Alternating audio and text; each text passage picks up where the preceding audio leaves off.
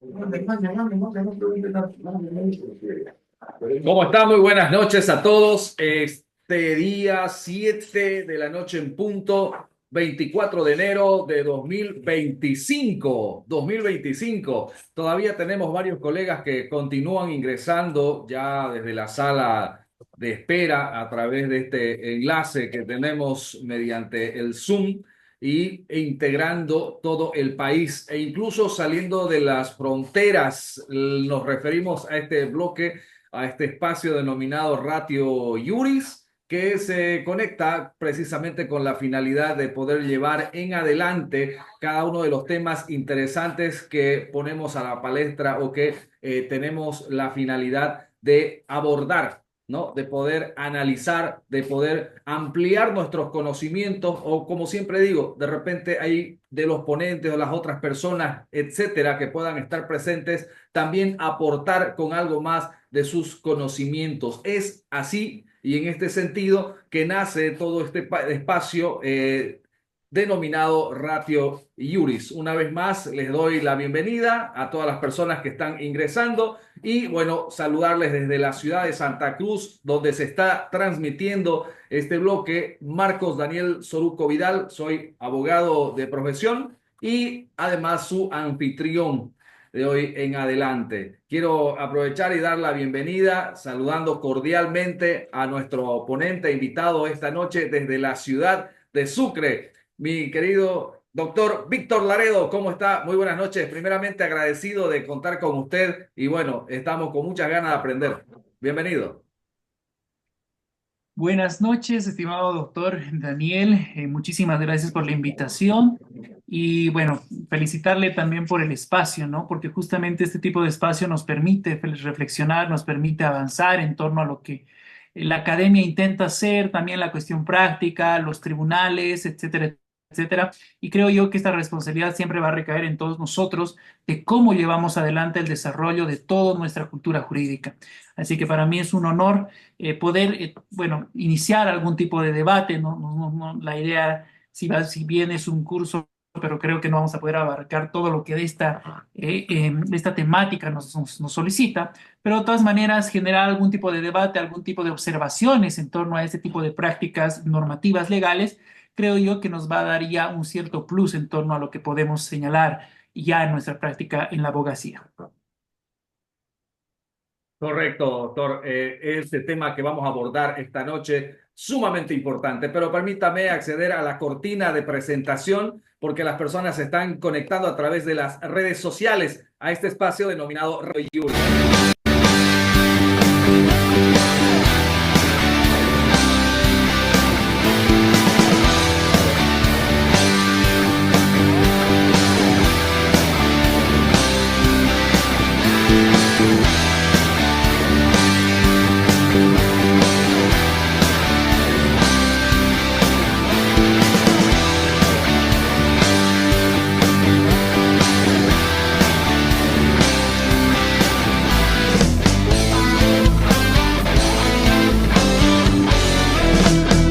Conocimiento es saber y cuando una persona está permanentemente informada, está continuamente capacitada, nos permite tener amplios conocimientos y poder abarcar mucho más. Esa es la intención en este bloque y con nuestro invitado especial, permítanme mostrarles también de quién se trata, de quien una vez más les digo yo, nos sentimos muy contentos de su presencia y al inicio de este bloque precisamente ya estábamos contando con él. Si me permite, puedo colocar en la pantalla en este momento lo que sería el currículum de nuestro ponente invitado, que es el doctor Víctor Laredo. El doctor Víctor Laredo es abogado de profesión, letrado de la Sala Plena del Tribunal Agroambiental, jefe de la Unidad de Desarrollo Normativo y Gestión Social del Tribunal Constitucional Plurinacional, además también abogado asistente titular del Tribunal Constitucional Plurinacional, abogado investigador de presidencia del Tribunal Constitucional Plurinacional, abogado investigador de la Academia Plurinacional de Estudios Constitucionales del Tribunal Constitucional Plurinacional y abogado de despacho del Tribunal Constitucional de Bolivia. Es un verdadero placer el tener esta noche su compañía y más que todo para tocar este tema tan importante. Querido doctor, previamente, con carácter previo, esta ley, la 348, hay muchas personas que en el debate está la modificación a la norma. Es decir,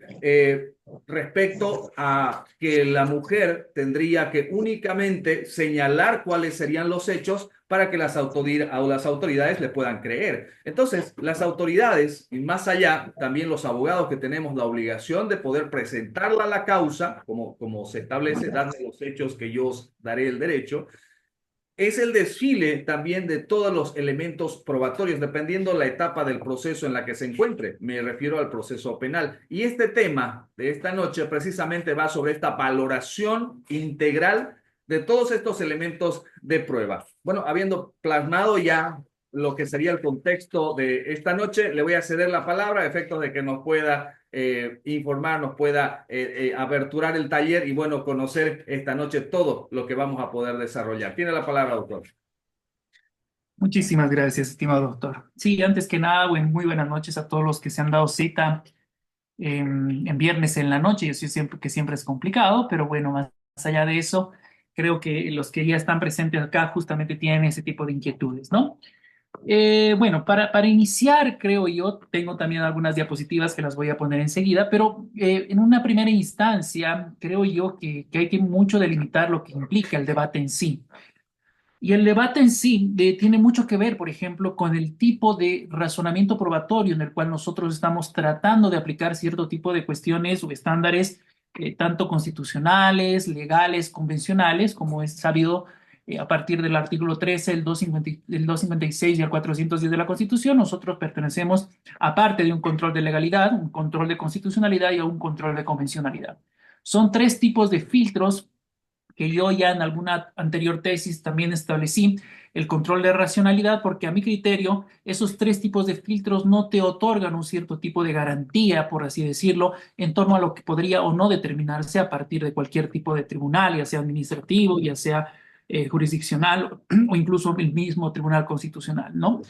Entonces, creo yo que justamente la implementación de la 348 y lo que ha implicado, por ejemplo, el artículo 86 con sus principios procesales y todo lo que ha significado la valoración probatoria, pasa por una deuda pendiente, a mi entender, de lo que todavía nosotros como cultura jurídica no hemos entrado a detalle. A ver, y esto es básicamente porque, y esto es de larga data, nos llega tarde las modas normativas europeas, de México, etcétera, etcétera, nos llegan tarde y a partir de esa falsa transplantación normativa, que pues no es que se nos ha ideado a nosotros, sino esto es a partir de compromisos internacionales, es que tratamos en torno a eso a dibujar, por así decirlo, ¿no? En el lenguaje coloquial, de lo que nosotros podemos hacer con la normativa. Creo yo que justamente este tipo de debate previo que debería existir en nuestra cultura jurídica como pasa, por ejemplo, con lo que está, con lo que ocurre dentro de lo que es el control de constitucionalidad, que también tiene muchos bemoles, tiene muchos sostenidos, sobre lo que podría ser o no una legitimidad en sí. También la cuestión del razonamiento probatorio es algo que recién está entrando en América Latina.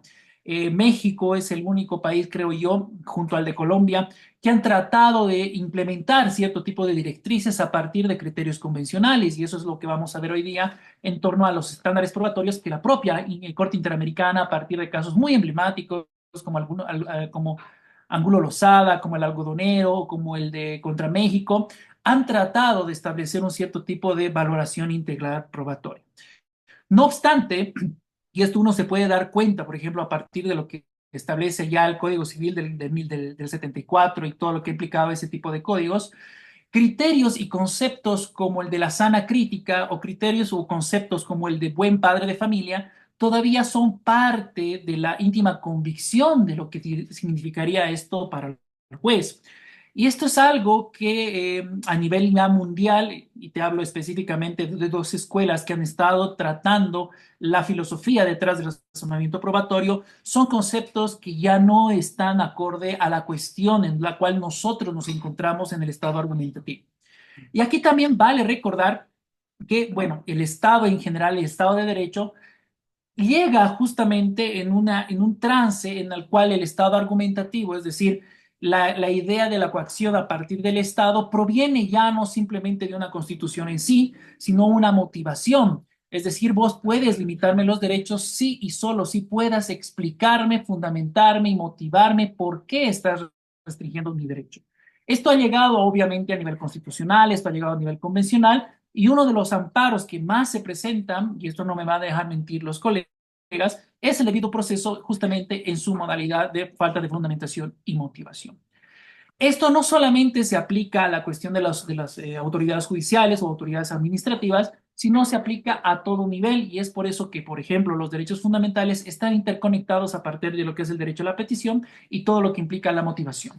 Entonces, nosotros, y esto aquí cito mucho a Manuel Atienza, que creo yo que es el que mejor ha entendido de cómo estamos en la actualidad un Estado de Derecho, y eso que yo no soy parte de esa escuela, pero él está hablando ya de un cuarto estado argumentativo donde nosotros tendríamos que estar haciendo mucho énfasis.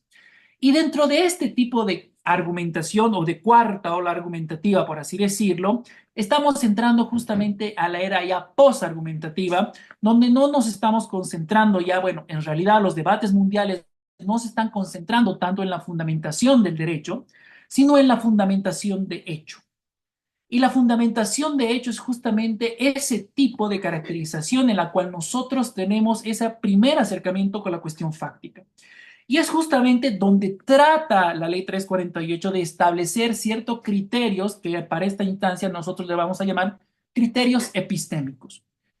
La Escuela del Derecho, y esto yo hace 4 años ya lo decía, está volcando todo su arsenal, todo su fundamento, toda su discusión, ya no en torno a la cuestión argumentativa del derecho, porque criterios a partir de la subsunción, de la ponderación, del núcleo esencial del derecho fundamental, etcétera, etcétera, ya se aplican de una manera casi automática en torno a la cuestión argumentativa del derecho, donde realmente se están viendo fallas bastante groseras, justamente es la argumentación de hecho. Y aquí mucho se ha hablado de la psicología de la decisión judicial, mucho se ha hablado de los sesgos a la hora de poder implementar cierto tipo de cuestión normativa como consecuencia de, e incluso se han hecho series. Por ejemplo, las series de Amanda Knox, por ejemplo, que es una serie que está en Netflix, ustedes van a poder encontrarlo, justamente habla de cómo se puede llegar a juzgar mal. O está la de la mexicana sobre la presunción de inocencia también, o películas en sí como la de Ratty Horror Show, que las recomiendo mucho. Esto yo las vi a partir de una recomendación que me hizo el profesor Jordi Ferrer, que fue mi profesor, que es la Escuela de Girona, que maneja mucho la cuestión del razonamiento probatorio. Y ahí uno se da cuenta que no es simplemente una cuestión pasajera, no es simplemente una cuestión mínima el poder establecer una argumentación de hecho. ¿Por qué hago este tipo de introducción? Porque justamente la 348 lo que pretende, más allá de lo que dice el resguardo, la violencia a la mujer, etcétera, trata de otorgar directrices epistémicas. ¿Qué debemos entender nosotros por cuestiones epistémicas o cuestión epistemológica? Cuando nosotros estamos frente a cualquier tipo de hecho descriptivo, lo vamos a llamar, la idea de cómo nosotros podemos identificar ese hecho, no solamente nosotros, sino el testimonio de la víctima, etcétera, etcétera, y a partir de la recolección de indicios, muchas veces puede llegar a estar sesgada, ¿no? Entonces, el sesgo tenemos para escoger los sesgos, sesgo de afirmación, sesgo de confirmación, etcétera, etcétera, pero es a partir justamente de ese tipo de sesgos que no podemos identificar. Y en este caso es sumamente especial porque estamos hablando de una presunta identificación de violencia. ¿Qué ha hecho el Estado para tratar de aminorar esa brecha enorme que nosotros tenemos dentro de una sociedad que, valga decir, tampoco es tan crítica? Entonces, estamos sumando capas y capas de vicios en torno a lo que nosotros podemos establecer como un hecho probado para realmente llegar a una consecuencia jurídica. Yo sé que la 348 ha sido muy, y es muy criticada a partir de las consecuencias, ¿no? De que una persona inocente, a partir de la carga probatoria que le debería corresponder de acuerdo al artículo 86.12 del Ministerio Público, pero que el Ministerio Público no otorga un cierto tipo de garantía en torno a la cuestión procesal para el imputado o al acusado, dependiendo de la etapa procesal, y a partir de eso la presunción de inocencia se desvanece, ¿no? Pero claro, eso es una crítica a partir del resultado en el cual nosotros vemos. No obstante, evitamos justamente todo ese debate institucional, todo ese debate académico, todo ese debate normativo que debería existir de cómo está o qué es lo que está pretendiendo la 348, ¿no? Y en eso vamos a ser muy insidiosos porque obviamente la cuestión epistemológica es justamente lo que trata de hacer la 348 y a partir de eso, como les decía, el Estado, cómo ha tratado de aminorar esa brecha a partir de protocolos de identificación de violencia, de protocolos de perspectiva de género, de protocolos de interseccionalidad, etcétera, etcétera. A mi criterio, no es que estén mal este tipo de protocolos, es un buen intento de intentar acercar un poco más la cuestión argumentativa de hecho con lo que implica la cuestión argumentativa de derecho. No obstante, es una brecha cultural y es una brecha educacional que a mi entender tampoco los abogados, tampoco los jueces hemos tenido justamente ese tipo de capacidad de aprendizaje en la universidad. Entonces, el Estado trata de quitar esa brecha a partir de cuestiones epistémicas y te otorga un manual de cómo nosotros debemos identificar la violencia. Y creo yo que a partir de ese criterio ya todo lo que viene a continuación y todo lo que viene, la consecuencia en sí, justamente parte de ese tipo de cuestiones, ¿no? Creo que todavía no somos una sociedad en la cual nosotros podamos hablar tranquilamente o podamos nosotros tratar de ejercer criterios normativos a partir de manuales y protocolos. Pero bueno, enseguida vamos a entrar a ver a mayor detalle justamente este tipo de falencias. No sé si me puede activar la función de poder compartir, mi estimado doctor. Positivo, doctor, ya está activado. Excelente, muchísimas gracias. Muy bien, entonces, como les decía a un principio, hay mucha tela que cortar justamente en este tipo de situaciones, en este tipo de charlas, y es por eso que también acepté gustoso, porque obviamente me gusta mucho el poder establecer cierto tipo de criterios analíticos en los cuales, a mi entender, pues es parte de la falencia normativa que tenemos, ¿no? A eso le sumamos otro tipo de mal endémico que tenemos a nivel Latinoamérica, en este caso ya, que es la hiperlegislación y la hiperlegislación punitiva. Queremos normar absolutamente todo lo que no nos sale bien, lo queremos normar. Y si no nos sale como lo hemos normado, lo queremos llevar al derecho penal, ¿no? Entonces, estos dos males son más que todo endémicos a nivel Latinoamérica y más que bien hacen mal. Pero eso mucho también tiene que ver con el tipo de asamblea legislativa que tenemos. Y pues es bastante política, que en esencia está bien, es parte de su naturaleza, pero es muy poco razonada dentro de la técnica legislativa que puede integrarse, ¿no? Pero bueno, entremos ya en detalle, porque la valoración integral de la prueba en la ley 348 no simplemente pasa por una cuestión de lo que dice la ley y lo que dice la norma, y a partir de eso es lo que nosotros podemos entender. No, más bien pasa por otro tipo de criterios donde la propia norma te está hablando de cuestión de sesgos. La propia norma te está diciendo no tengas sesgos vos juzgador. La propia norma te está diciendo te voy a ayudar a que vos puedas identificar la violencia y no solamente la propia norma, sino la ley, la jurisprudencia constitucional se ha metido bastante justamente a tratar de determinar qué es perspectiva de género, qué es violencia, qué podemos hacer, por ejemplo, en el ámbito procesal, en el ámbito netamente sustantivo. Pero creo yo que el debate ha bajado bastante en el Tribunal Constitucional estos últimos años en torno a las líneas que ha podido sacar, porque creo yo que si bien tratan de evitar este tipo de sesgos, justamente recaen en otro tipo de sesgos, que esto obviamente lleva hacia una mala aplicación.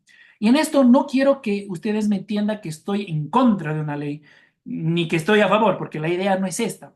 Mi labor, mi función es netamente descriptiva, no es decir, no es valorativa en torno a lo que está bien o a lo que está mal.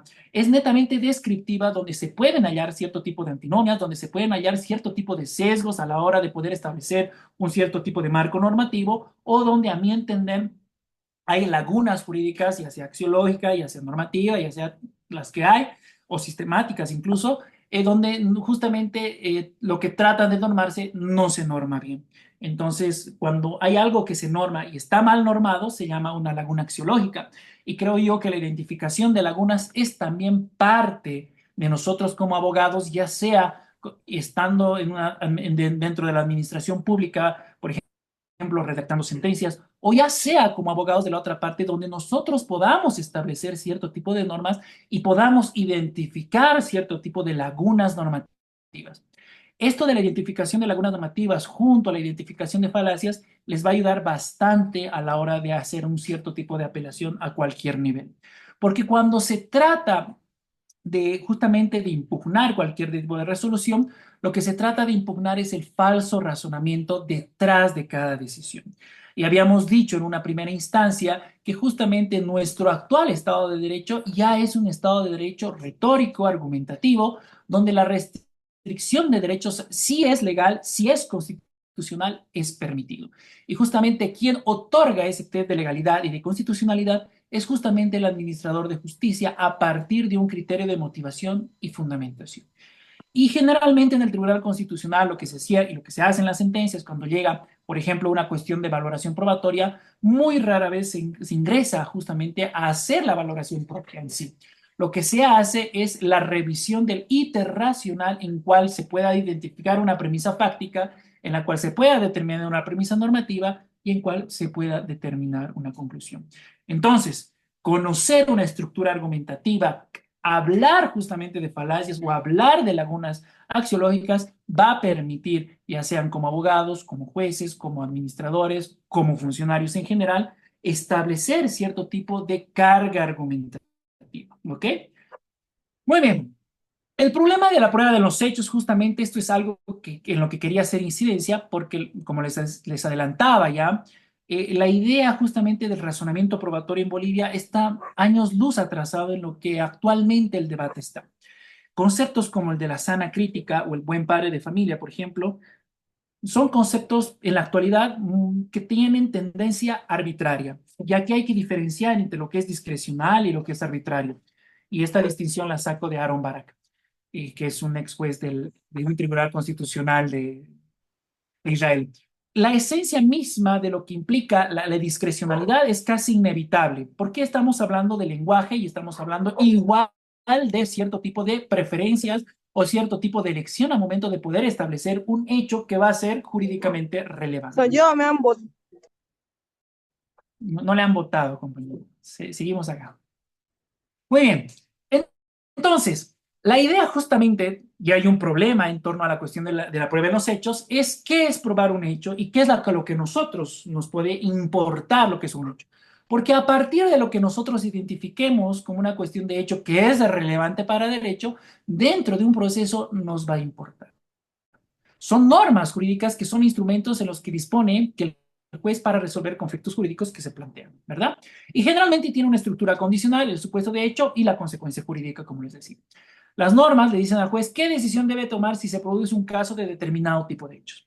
Aquí va ayuda muchísimo y bastante para los que me conocen, saben que yo sigo una tradición kelseniana en torno a la cuestión básica de lo que es la naturaleza misma del derecho. Y esto es porque hay que entender que el derecho no funciona a partir del principio del causalismo, es decir, ante el hecho, el resultado. No. ¿Por qué funciona a partir del principio de impugnación? ¿Qué significa esto? Hay un significado atribuido al hecho 1, le vamos a llamar, que tiene una consecuencia jurídica 1, 2 y 3, dependiendo lo que el hecho 1 nos pueda decir. A esto se le llama principio de imputación. Es decir, nosotros como producto cultural estamos imputando una consecuencia jurídica, por ejemplo, hacia un accidente de tránsito en cierto tipo de circunstancias, ¿no? O al homicidio doloso, que sería el asesinato, en cierto tipo de circunstancias. Y para eso tenemos el Código Penal, ¿verdad? Y a partir de eso nos dice, en caso de que tú incurras en este tipo de hechos, va a haber una consecuencia jurídica. Y aquí es clásica la distinción entre hecho y acto jurídico, que no vamos a entrar a verla, ¿no? Pero básicamente esa es la cuestión de la prueba en los hechos, ¿no? Y la idea de un problema en la prueba en los hechos es justamente cómo pruebo un hecho. ¿A partir de qué tipo de criterios? Nos vamos a la 348 y te dice, bueno, hablemos de una cuestión de violencia. Sacan esta norma, bueno, el Constitucional también saca sus sentencias, etcétera, y ahí nos enfrentamos a otro gran problema. ¿Qué es violencia? Ah, pues el Estado agarra y dice, bueno, está bien que tengamos ese tipo de dudas y vamos a tratar de resolver a partir de un manual. Y el manual te establece, ¿no? Hay una violencia psicológica, una violencia física, una violencia económica, etcétera, etcétera, ¿no? ¿Qué son criterios y son criterios? Pero para mi entender, para mí eso es un parche más donde se le quiere tratar de otorgarnos herramientas epistémicas. La epistemología epistemología y cuando hago relación o cuando hago referencia a la cuestión epistemológica, simplemente es el método en el que yo tengo, en el cual yo me entero de las cosas, ¿vale? Por ejemplo, este es un celular. ¿Cómo yo puedo saber que este es un celular? Si si tiene una forma de celular, si sirve para llamar, si tiene una línea, etcétera, etcétera. Pero a partir de los sentidos es que yo trato de identificar lo que es un objeto, ¿verdad? Hasta ahí estamos bien. Bueno, a ese método de cómo yo conozco las cosas se llama epistemología y nada más. Y hay criterios epistémicos en los cuales estamos fallando como sociedad y por eso que la ley la 348 no está funcionando así. Pero vayamos por partes. Entonces, cuando nosotros tratamos de identificar un hecho, se supone que estamos haciendo un examen descriptivo. Es decir, eh, fuera de mi ideología, que todos tenemos un cierto tipo de sesgo religioso, también sesgo político, etcétera. Pero lejos de mi ideología, este bolígrafo es rojo, ¿verdad? Y parecería algo sencillo. Pero la cuestión se complejiza cuando estamos hablando de normas que te otorga el propio derecho, o sea, todo el sistema normativo que tenemos en nuestro país. Porque la idea de una cuestión descriptiva tiende a ser no ideológica, es decir, que no tiene ideología. Rosemary está escribiendo, enseguida te vamos contigo, Rosemary. No obstante, la cuestión prescriptiva, es decir, donde también funciona la dimensión del derecho, donde te dice esto debería ser así para que realmente sea un bolígrafo rojo, es donde existen las confusiones. Y es donde la 348, a mi entender, no está todavía dando en el punto porque todavía no está llegando a ser comprendida en su cabalidad y en todo lo que implica. Obviamente, desde el consecuencialismo, esto pues implica un cierto tipo de resultado donde muchas veces no llega a ser inconstitucional, no llega a ser legal y hasta pues, tiende a ser ilógico, ¿no? Y enseguida vamos a entrar. Pero bueno, el marco normativo obviamente permite delimitar el área en el que importan los hechos, que será dentro de un proceso de un litigio. Y obviamente la preocupación del tratamiento de las pruebas en un litigio principalmente implica el análisis de su obtención lícita, y ahí le agregamos también su obtención constitucional, su postulación, es decir, cómo yo lo meto dentro de lo que implica lo que es el proceso, la producción, de esto ya estamos hablando de indicios y pruebas como tal, y su valoración jurídica. Este tipo de tratamiento dentro de las pruebas de un litigio obviamente nos va a llegar hacia cierto tipo de verdad que solo va a importar dentro del proceso. Es, por ejemplo, que autores como Bertrand Russell decían, la verdad material que nosotros podamos llegar a ver dentro de un proceso, muy difícil va a ser llegar a hablar de una verdad dentro de lo que es formal. Y eso es muy lógico de entender, porque para lo que a nosotros en un proceso, en un litigio nos importa, es a lo que nosotros tenemos que darle importancia y le tenemos que dar valor. El análisis de su obtención, su postulación, su producción y su valoración jurídica como tal. ¿Qué problemas enfrentamos en torno a los hechos de la prueba? Obviamente, el primer problema que les había dicho, que es el más fuerte, creo yo, es el epistémico, ¿no? Creo yo que todavía no estamos entrando a darle esa importancia a la argumentación. De hecho, aunque hace 4 años que yo ya lo estaba diciendo, ya hay un avance importante en lo que nosotros podemos entender. Pero, por ejemplo, en sistemas adversariales mucho más dinámicos como el estadounidense, ustedes van a poder ver que incluso la idea de los peritos o los contraperitajes que se hace, yo me acuerdo que en un curso que di a jueces hace 3 años, alguien que en la actualidad es vocal, justamente decía, ¿no? Su preocupación era esta. ¿Por qué nosotros no entramos a analizar esta cuestión de la metodología dentro de los peritos? De cómo, por ejemplo, o un cierto tipo de perfil profesional no podría otorgar cierto tipo de premisa o cierto tipo de conclusión. Y en esto sí me hace recuerdo, por ejemplo, que muchas trabajadoras o muchos informes de los trabajadores sociales establecían cierto tipo de peligrosidad, entre comillas, psicológica, que debería determinarse a partir de otro tipo de criterios, y eso ha sido suficiente como que para que la persona que era acusada o era imputada entre con una detención preventiva porque era un cierto tipo de riesgo para la víctima, ¿no? Pero, por ejemplo, ese tipo de criterios que son conclusiones demasiado aceleradas, que tienden a ser falaces, justamente parten de los criterios epistémicos.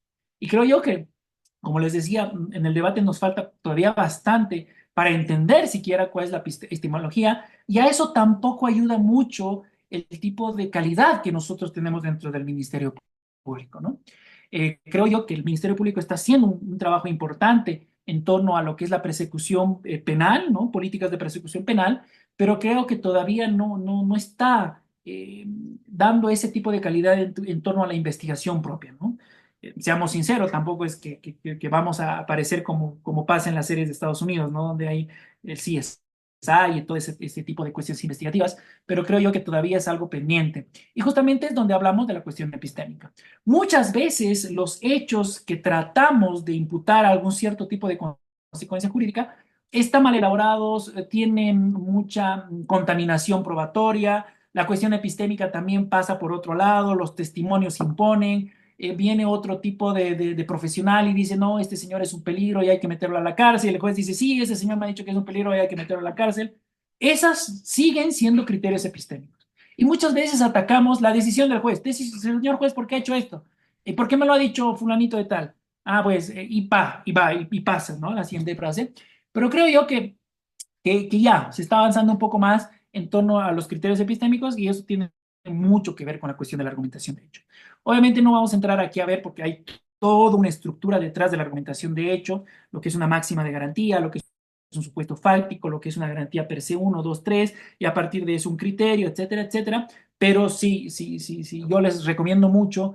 Hay un libro, le voy a otorgar al doctor Daniel, sobre el manual de razonamiento probatorio que ha sacado la Corte Mexicana. La Corte Suprema de México ya está con este tipo de inquietud y pues solo es cuestión de tiempo para que nos llegue a Bolivia, ¿no?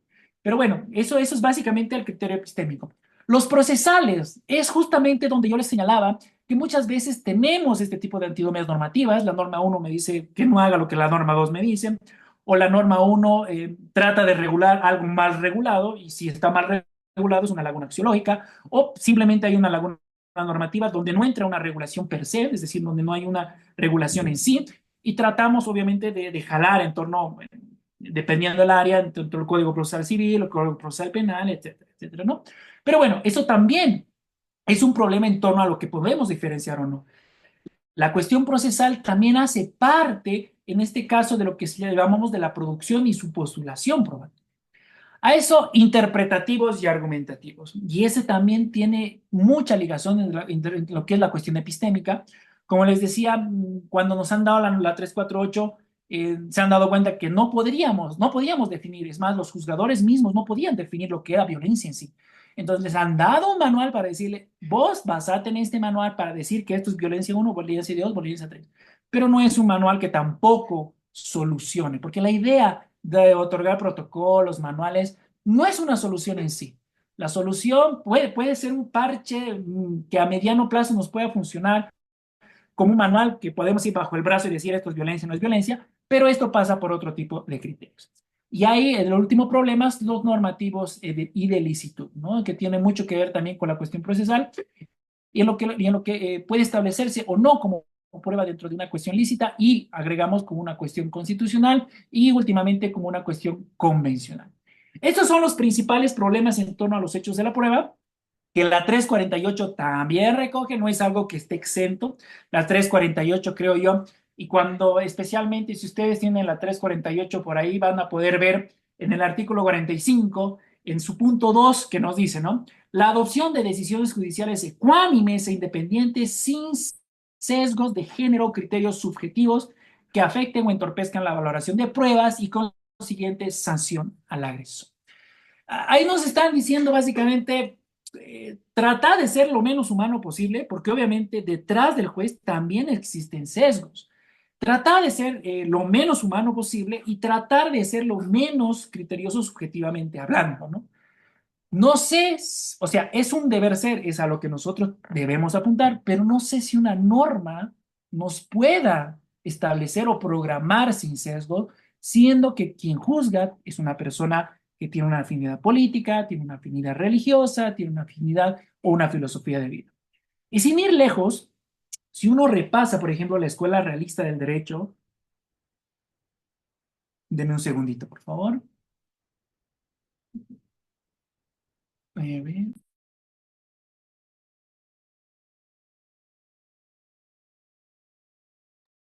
Ahora sí, si uno repasa, por ejemplo, la Escuela Realista del Derecho, ellos a viva voz dicen existe una relación entre política y derecho. Es más, la gente cuando trata de estudiar a partir de la escuela realista del derecho, hay la realista americana, la escandinava, la italiana y la francesa, trata al juez como lo que es, una persona con sesgos, una persona con ideología. Es más, hacen un análisis en torno a qué tipo de juez le toca, por ejemplo, una causa del aborto. Y una causa del aborto no le va a tocar lo mismo a un juez conservador, ultracatólico, etcétera, que a un juez liberal que no tiene, por ejemplo, una afinidad religiosa. Y esto han demostrado, ¿no? Es más, en la Corte de Estados Unidos, la Suprema, justamente han hecho el análisis en torno a lo que es a la plena, en torno a los jueces de la alta corte y decían, ¿no? Y justo ha pasado lo que ellos han dicho que iba a pasar. Que Roe versus Wade, que es una sentencia famosísima en torno al aborto, iba a ser un overruling, es decir, iba a ser sobrepasada, porque justamente la que estaba entrando era de tintes bastante de ultraderecha, bastante religioso. Es más, la universidad donde había ido era bastante cristiana, etcétera, etcétera, y no se equivocaron. Entonces, este tipo de artículo, por ejemplo, el artículo 45, donde dice, vos, juez, no tienes que tener ningún tipo de sesgo, es más, no tienes que tener ningún tipo de criterio subjetivo, a mí me parece que está fuera de la realidad en la cual los jueces también son parte de lo que es una persona normal. Otra cosa es tratar de aminorar ese tipo de sesgos, tratar de aminorar un criterio subjetivo a partir de otro tipo de criterios, por ejemplo, como el de motivación o el de fundamentación, pero a mi entender el artículo 45, el punto 2, cuando te dice que no deberías tener sesgos, es casi ilógico de poder entenderlo así. Está bien en un deber ser, está bien en otro tipo de dimensión normativa, por así llamarlo, los principios se manejan bastante o los valores también se manejan bastante en este tipo de criterio, aunque tengo mi crítica aparte. Pero, por ejemplo, a partir de una cuestión normativa, decirle juez, deja de ser humano, deja de tener sesgo, deja de ser subjetivo, es bastante complejo si no te dan las herramientas, ¿no? Entonces, creo yo que para mí ese es un principio que en una primera instancia no es acorde a nuestra realidad y justamente por los problemas en torno a los hechos de la prueba. Estos cuatro problemas ustedes lo tienen que tener tan presente porque estos es los cuatro problemas que por lo general, y no solamente con la 348, sino a nivel general, implican dentro de la cuestión del razonamiento probatorio. Como les decía, todavía nosotros estamos naciendo a lo que realmente es el debate mundial entre lo que es el razonamiento probatorio, pero poco a poco ya van siendo más las voces donde te hablan ya de la argumentación, de hecho como tal, y la cuestión probatoria, porque el derecho ha girado en unos 180 grados. Ustedes van a poder ver literatura del siglo XX, del siglo XXI, de lo que es, bueno, de 1950 para arriba, de 1930 para arriba, y todas las discusiones eran cuestión interpretativa, argumentativa sobre lo que es el derecho. Interpretativa, argumentativa, legitimidad, interpretativa, argumentativa, autoridad, etcétera, etcétera, ¿no? Pero mucho ha habido y hay todavía esta deuda en la cuestión argumentativa, de hecho. Entonces el derecho se ha volcado y está viendo justamente lo que era la argumentación de hecho, porque dicen, bueno, más allá de lo que tenga que discutir dentro de lo que es derecho o no es derecho, tendré que ver lo que es un hecho jurídicamente relevante y lo que no es un hecho jurídicamente relevante, ¿no? En eso, por ejemplo, tenemos los principios rectores de la prueba, que pues básicamente sería la estructura básica donde debe descansar cualquier tipo de principio probatorio en general, ¿no? De razonamiento probatorio. Ahí hablamos de la contradicción, que el derecho de las partes se tiene un derecho y una garantía a controvertir las pruebas. Es por eso que en esta discusión que se tenía en aquel entonces era juez y ahora es vocal, justamente era cómo yo puedo controvertir las pruebas. Y ahí, claro, no hay todavía una cultura que pueda ir respecto a la metodología de un perito X, Y o Z, o si un perito está calificado, como pasa, por ejemplo, con el caso del trabajador social y del psicólogo, para determinar cierto tipo de criterios de peligrosidad que tienen incidencia a futuro dentro de lo que es el proceso. La legalidad, que yo también le aumentaría la cuestión de constitucionalidad o la cuestión de convencionalidad, por ejemplo. El criterio, por ejemplo, a ver, les digo, lo tengo anotado acá. Fernández Ortega versus México, por ejemplo, da un cierto tipo de estándar internacional en cuestión del testimonio de la víctima, por ejemplo, ¿no? Ahí le está diciendo al Estado, vos tendrías que reformar todo tu criterio de razonamiento probatorio para otorgarle un mayor peso, le vamos a llamar todavía, a lo que es la víctima en este tipo de casos. Enseguida vamos a entrar a ese detalle. Y la legalidad, ¿no? La necesidad se han obtenido y admitidos conforme a ley. Mucho se habla, por ejemplo, del árbol envenenado y del fruto envenenado, pero también los criterios de constitucionalidad y los criterios de convencionalidad ya hacen parte de los principios rectores de la prueba. Y la pertinencia y oportunidad, que no tiene nada, bueno, no es más que una cuestión procesal donde se admiten pruebas en el momento procesal adecuado y esto obviamente por un cierto tipo de orden también dentro del proceso. Esos principios rectores de la prueba, por ejemplo, si partimos por el de contradicción, y es por lo que la jurisdicción constitucional no, entre comillas lo vamos a llamar, no tiene un cierto tipo de valoración probatoria, es justamente porque es un proceso que no está diseñado, que no tiene una cuestión contradictiva, o sea, no hay todo un proceso probatorio de cierto tiempo de días donde te dicen vos probáis, vos comprobáis, vos puedes controvertir este tipo de cuestión probatoria. Es por eso que la jurisdicción constitucional lo único a lo que se limita es el razonamiento detrás de la valoración probatoria. Y eso es justamente a donde nosotros tenemos que apuntar el razonamiento detrás de la valoración probatoria. Porque cuando hablamos de valoración probatoria, nos diluimos en el discurso y nos diluimos en el argumento. Cuando alguien se va al razonamiento de la valoración probatoria, tiende a ser mucho más efectivo cualquier tipo de amparo o impugnación que pueda presentarse, porque justamente le estás diciendo al juez por qué cierto tipo de valoración probatoria estarían atentando un derecho o un cierto tipo de garantía. Con esto, bueno, este es el marco general a lo que más o menos he querido intentar hablar de una cuestión de razonamiento probatorio. Como ustedes pueden darse cuenta, la cuestión de razonamiento probatorio no es simplemente porque la ley me dice esto y la ley está violando mi presunción de la inocencia. No, hay todo un bagaje detrás del razonamiento probatorio, especialmente en Bolivia. El razonamiento probatorio todavía está recién empezando a andar y ustedes mismos se han podido dar cuenta. En mi papel como proyectista dentro del Tribunal Constitucional, obviamente lo que yo hacía justamente era eso, era tratar de identificar qué razonamiento detrás de la valoración probatoria, perdón, es incorrecto. Y a partir de eso uno puede identificar N cuestiones, N casos, pero entendiendo qué es lo que implica una valoración probatoria, qué es lo que implica una argumentación de hecho, qué es lo que implica la subsunción, la ponderación, el núcleo esencial del derecho, etcétera, etcétera, etcétera. A partir de ese criterio es donde realmente nosotros podemos determinar una imputación.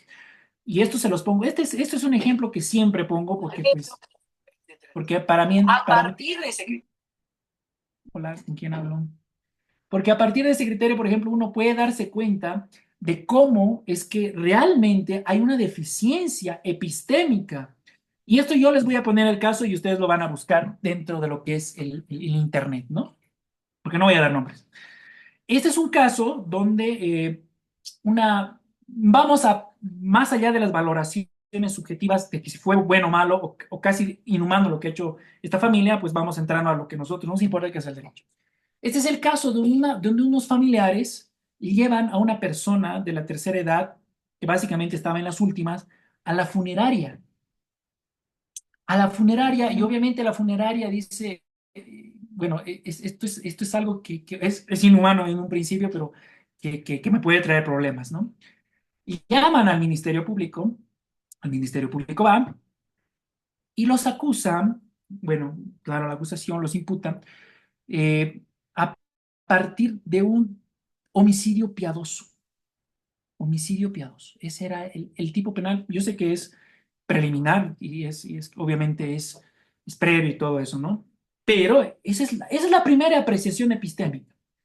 Obviamente,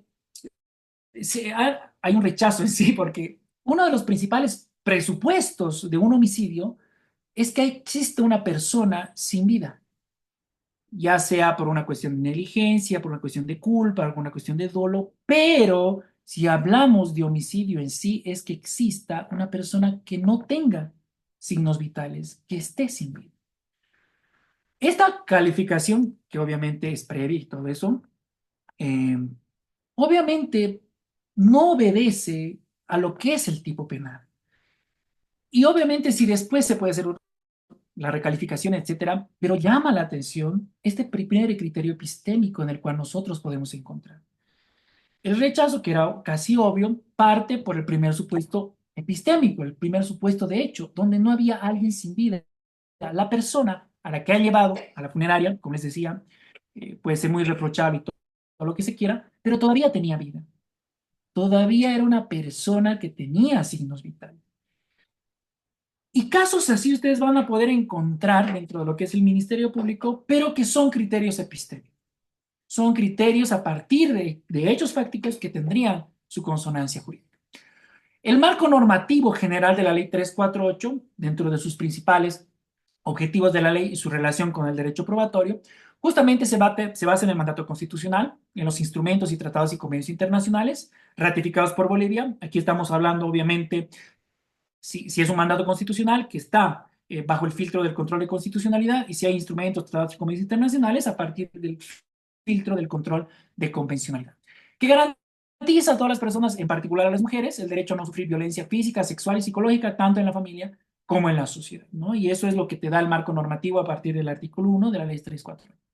Asimismo, tiene mucho en cuenta, obviamente, las líneas jurisprudenciales que han sido emanadas del propio Tribunal Constitucional, donde, por ejemplo, y aquí les tenía preparado, donde, por ejemplo, el Tribunal Constitucional lo que ha intentado hacer con lo que es sus líneas jurisprudenciales, ha hablado mucho de lo que implica la cuestión interseccional, ha hablado mucho también de lo que implica la cuestión procesal, ¿no? La idea de la subsidiariedad y la inmediatez a partir de criterios ya no se aplican, por ejemplo, en cuestión simplemente de cuestión interseccional, o la obligación de aplicar la perspectiva de género por parte de jueces y jueces en materia ordinaria.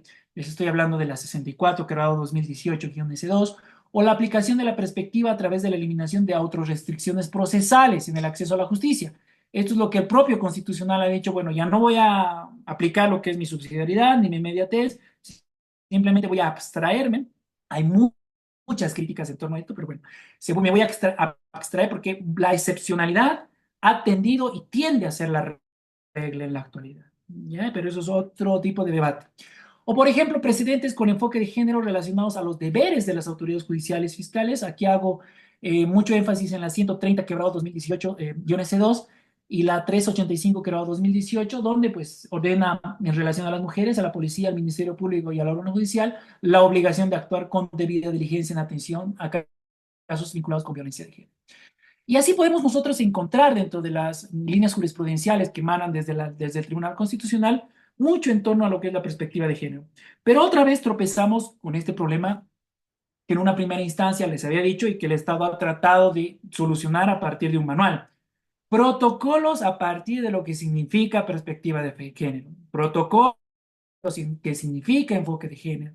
Y protocolos y más protocolos y más protocolos. Obviamente, la intención es buena, no es que yo esté en contra, ¿no? La intención es buena, pero pues, el camino al infierno está lleno de buenas intenciones, dicen por ahí. Y no está funcionando como debería funcionar.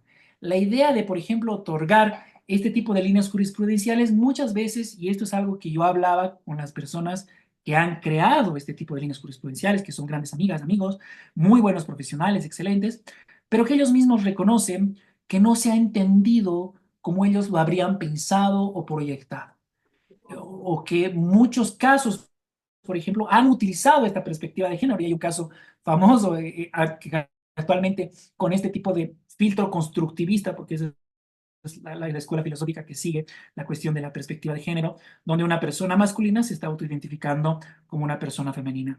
Y esto les digo, no aplica aquí mi sesgo de bueno o malo, nada. Esto es válido y esto es legal. Y a partir de eso es como que estas personas me decían, bueno, las personas que han construido este tipo de líneas jurisprudenciales, que no han entendido como debería ser entendido o que se está mal utilizando. Y esto pasa por otro tipo de mal endémico que tenemos, que Estados Unidos ya lo ha verbalizado. Nosotros todavía no lo hemos verbalizado y ese es el problema. Muchas veces si no lo verbalizamos, no vemos el problema. Hay un dicho que dice, hard cases makes bad laws. Casos difíciles hacen malas leyes.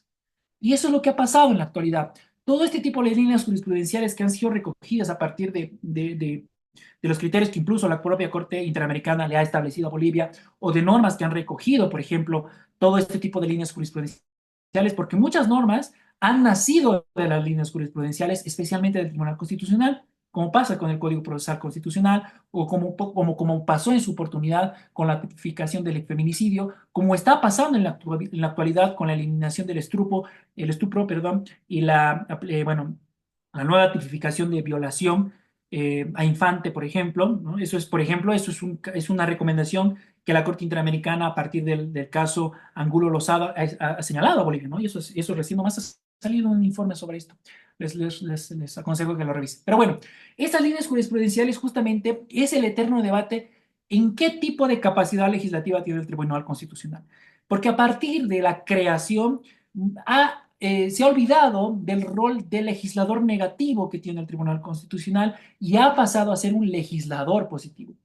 ¿Qué es lo malo? Lo malo es que las sentencias no norman o no tienen esa técnica legislativa o tampoco se tiene ese tipo de debate o tampoco prevé cierto tipo de cuestiones en donde trata de normar. Es por eso que los jueces no deberían tener esa capacidad legislativa tan arbitraria, tan amplia en torno a lo que puede hacerse o no. Pero la 348, a partir de este libro de tipo de líneas jurisprudenciales, ha agarrado cierto tipo de criterios y los ha establecido como les señalo. Si alguien quisiera las sentencias, pues les puedo otorgar el número, son bastantes, ¿no? Pero bueno, ese es el marco normativo y a partir de esto, como les decía, es que la valoración integral de la ley 348 te da un cierto tipo de directrices respecto a la prueba en los procesos judiciales, trata de incorporar cierto tipo de estándares internacionales aplicables a la valoración probatoria y trata de otorgar, y esto en consonancia con lo que es la línea, bueno, el Tribunal Constitucional, una perspectiva interseccional en la valoración probatoria. Obviamente las directrices en torno de lo que la ley 348 da para largo, obviamente tiene mucho que ver con la cuestión procesal, con la cuestión de fin, con la sana crítica, con la sana convicción, etcétera, etcétera. Pero los estándares internacionales de aplicación es algo que proviene ya no simplemente de lo que la propia Constitución establece, sino que existen estándares internacionales que la propia Corte Interamericana trata de otorgar como una forma de normar un proceso probatorio dentro de lo que es cualquier tipo de proceso judicial. A eso, sumado a la perspectiva interseccional, que tiene mucho que ver con el constructivismo, es decir, a partir de qué tipo de construcción social yo puedo establecer cierto tipo de criterios y de vulnerabilidad.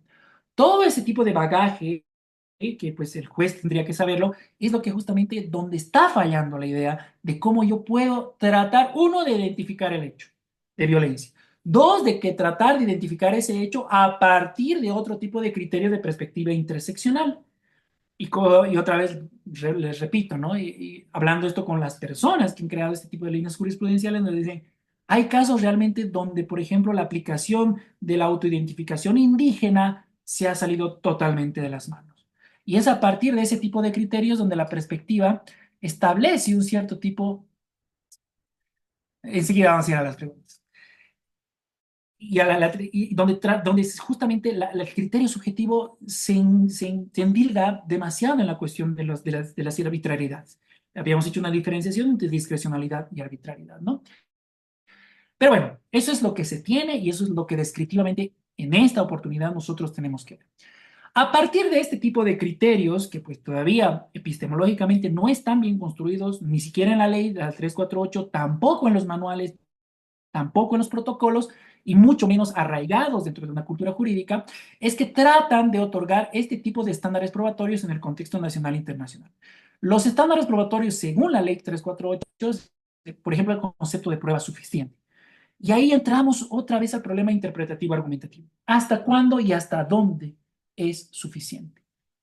Esta serie de Netflix que les digo es, ay, no me acuerdo cuál es el nombre, pero tiene que ver mucho con la cuestión de la prueba de la suficiencia. Y es no en duda razonable, así se llama, que es como el concepto del razonamiento probatorio. Véanlo, es muy buena esa serie y les va a ayudar a entender de por qué no solamente son criterios normativos, sino también de criterios epistémicos. Pero bueno, el concepto, por ejemplo, de prueba suficiente para acreditar hechos de violencia tiende más allá de la discrecionalidad, que es inevitable, tiende a ser arbitrario justamente por esta poca capacidad epistémica que todavía nosotros tenemos, les decía, ¿no? El principio de convicción razonada tiene mucho que ver con la cuestión de motivación y fundamentación y es algo en lo que básicamente bastantes administradores de justicia siempre han tendido a llegar al error. La convicción razonada es justamente ese tipo de criterio motivacional y de fundamentación Motivación tiene que ver en torno a la elección que uno hace para la argumentación. Y la fundamentación es basarme en normas, basarme en jurisprudencia para yo otorgar una razón. Hay dos series con enseguida lo buscamos y enseguida les mando la imagen. Duda razonable, pero es muy buena. Jordi Ferrer, que les aconsejo mucho seguir a la escuela de Girona en cuestión de razonamiento probatorio, porque creo yo que junto a la escuela estadounidense son los que más serios se han tomado la cuestión detrás del razonamiento probatorio. Y la de Ratty Horror Show. Esa es una película que la van a encontrar en YouTube, Ratty Horror Show, y tiene que ver con, es una película argentina y van a ver cómo se producen pruebas, es decir, cómo se implantan pruebas a partir de otro tipo de criterios. Se los dejo esas dos series y Amanda Knox más, que igual está en Netflix, ¿no? Les aconsejo mucho verla para que vean cuál es la dimensión real del razonamiento. Y hay una boliviana también, hay una boliviana que recientemente ha salido en el cine. Creo que también es Duda Razonable, algo así me acuerdo. Y también les recomiendo mucho porque es sobre la implantación de pruebas, perdón. Bueno, el principio de convicción razonada, que está muy ligado a lo que es la motivación, y hay una deficiencia importante en lo que es motivación, interpretación y argumentación. Quien les habla también es docente de motivación, interpretación y argumentación, y justamente cuando trato de otorgar este tipo de cursos, que son bastante extensos, trato siempre de establecer, por ejemplo, identificaciones en lo que es una motivación realmente válida a lo que no es una motivación realmente válida.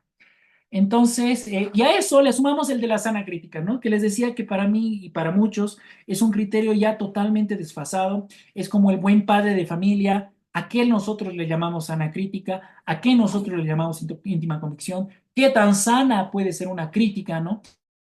Y sobre esto, la verdad que, pues es un rezago que todavía tenemos de otro tipo de cosas.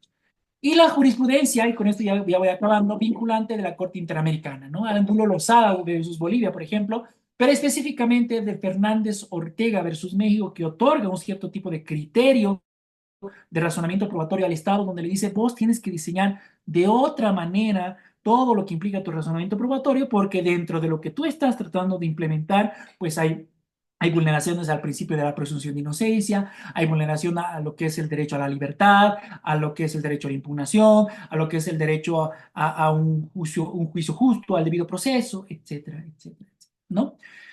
Entonces, como ustedes pueden darse cuenta, no es simplemente porque la 348 lo dice y el juez lo ha aplicado así que vos estás vulnerando mi derecho, que en realidad es una perspectiva demasiado consecuencialista.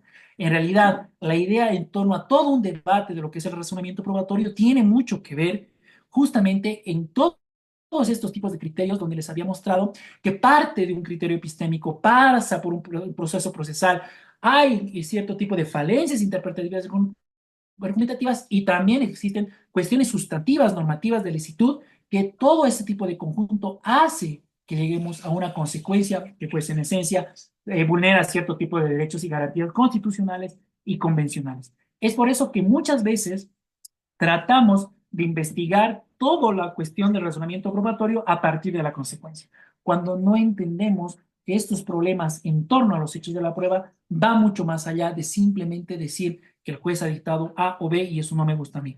No, hay unos criterios donde les he señalado que hay detrás de cualquier tipo de razonamiento probatorio. El tipo de razonamiento probatorio no es simplemente la valoración en sí per se, sino es cómo yo identifico y a partir de esa identificación imputo cierto tipo de consecuencia jurídica y a partir de esa consecuencia jurídica, cómo yo te explico a partir de una motivación y fundamentación reconocida en la Constitución para justamente no vulnerar el derecho. Es a partir de esa construcción sistemática que nosotros recién vamos a entender o recién vamos a ver atisbos de por qué la 348 está llegando a las consecuencias que está llegando. Para eso hace justamente falta este tipo de espacios donde nosotros podamos hablar de la cuestión epistémica, donde nosotros podamos hablar de la cuestión procesales, donde nosotros podamos hablar de los sesgos, donde nosotros podamos hablar incluso de la psicología de la decisión judicial. Las escuelas realistas del derecho están hablando de la psicología de la decisión judicial. Y una de las cosas básicas que te dicen, el juez a los 30 segundos de que ha leído el caso ya tiene una sentencia. Lo que el sistema 2 o lo que la intuición 2, como te dice este libro, hace lo único es razonar para tratar de justificar su decisión. Y en eso también nos podemos entrar, porque obviamente dentro de la teoría del proceso hay la cuestión narrativa, la del overdriving, la del referee, la del umpire, así se le llama. Pero eso es otro tipo de discusión, ¿no? Pero bueno, con esto quiero terminar. La 348 justamente, si tiene buenas intenciones, Pero no va. falta y La justamente peca por cuestiones epistémicas, por cuestiones procesales, interpretativas, argumentativas y normativas y de licitud. Creo que todavía no estamos preparados siquiera para entender la 348 y mucho menos para aplicarla en sí. Y creo yo que a partir de lo que nosotros podamos construir recién, de lo que entendemos por razonamiento probatorio, ya vamos a poder decantar en realmente establecer cierto tipo de rasgo de razonamiento probatorio, ya sean para mujeres, para niños, vulnerables, etc. Pero mientras no entendamos lo que es un razonamiento probatorio como tal y todo el proceso previo a lo que se tiene al razonamiento probatorio, como la argumentación de hecho, creo que estamos muy lejos todavía de poder establecer siquiera una proximidad de lo que intenta hacer la 348. Con esto yo estaría terminando. Si hay algún tipo de pregunta o duda, debate, lo que sea, estoy atento a escuchar cualquier tipo de intervención. Muchísimas gracias. Muchísimas gracias, querido doctor Víctor Laredo. Muchas reacciones mientras nosotros estamos en todas las redes sociales y es que es un tema bastante controvertido y evidentemente es un tema bastante complejo también, ¿no? Pero me agradó bastante cuando nos indica usted de que existe un sesgo, ¿no? Es decir, que se tiene que investigar sobre un hecho. Y la ley 348 intenta precisamente establecer mediante criterios epistemológicos, así como lo ha indicado, y mediante probar ese hecho también a través de un manual o un marco normativo, ¿no? Y de repente la sociedad no está lista para poder aplicar esta ley 348 como se debería, porque hay que entender que es una corriente constitucional que está dando vueltas en el mundo con esta tendencia garantista también de la constitución política del Estado, por lo tanto tendrá que proteger, tutelar de mejor manera los derechos de las víctimas, ¿no? Y entre ellos privilegiando a estos grupos vulnerables como niños, niña, adolescente, la mujer, ancianos, personas con discapacidad, etcétera, ¿no? Y además también sobre la interpretación de la contradicción y el derecho a controvertir estas pruebas, que es una situación que nosotros como abogados tenemos la obligación de poder controvertir. ¿Para qué? Para poder generar también en ello una certidumbre y que las autoridades de esa manera puedan tener estos elementos para resolver, ¿no? Y la legalidad de las pruebas, sin olvidarnos del ingreso de la prueba para que ésta pueda ser legal y que sea útil y pertinente. Utilidad y pertinencia. Muchísimas gracias, querido doctor. Realmente ha sido una conversación bastante interesante y ahora quiero yo dirigirme a todas las personas quienes están en la plataforma, así como en las redes sociales como el Facebook, así como el TikTok y el YouTube, para que puedan escribirnos a través de la misma plataforma o los enlaces para poder realizar algunas preguntas. Yo tengo acá una pregunta que me parece importante que la realizan a través de YouTube. Nelson nos dice, ¿debe existir o existe una presunción de verdad a la declaración de la mujer? Esa es la pregunta. ¿Cómo lo piensa? ¿Cuál sería su análisis al respecto? Sabía que era inevitable esta pregunta. Pero sí, yo he visto bastantes casos donde la presunción de la verdad sobre la palabra y obviamente la idea de la carga probatoria que pues, tendría que recaer sobre el Ministerio Público, como lo establece la norma, que lo que recae sobre el victimador, lo vamos a poner entre comillas. A mi criterio, creo que hay un desbalance procesal, por así decirlo, ¿no? No es tanto la idea de que sí la presunción de la verdad, sino la consecuencia a partir de esa presunción de verdad. Yo creo que debería trabajarse un poco más en torno a lo que es la cuestión procesal, de darle una réplica o dúplica en torno a lo que podría decirse, y a partir de eso ya una carga en torno a lo que significa, ¿no? Lo que es el testimonio en sí, porque estaríamos hablando del testimonio.